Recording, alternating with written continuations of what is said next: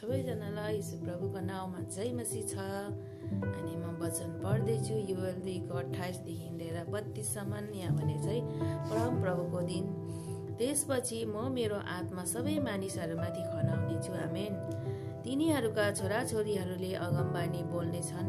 तिनीहरूको बुढा मानिसहरू सपनादर्शी हुनेछ। तिनीहरूका युवकहरूले दर्शन देख्नेछन्। आमेन। ती दिनमा मेरो सेवकहरू पुरुष र स्त्री दुवैमाथि म आफ्नो आत्मा खनाउने छु। आकाश र पृथ्वीमा म अचम्मको कामहरू देखाउने छु, अर्थात् रगत, आगो र धुवाँको मुस्लोहरू।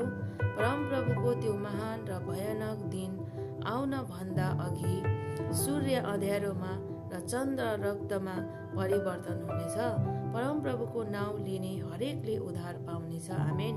किनकि परमप्रभुले भन्नुभए अनुसार सियोन पर्वत र यरुशलेममा परमप्रभुले बोलाउनु भए अनुसार बाँचेकाहरूको छुटकारा हुनेछ। आमेन। प्रेज गॉड। धन्यवाद।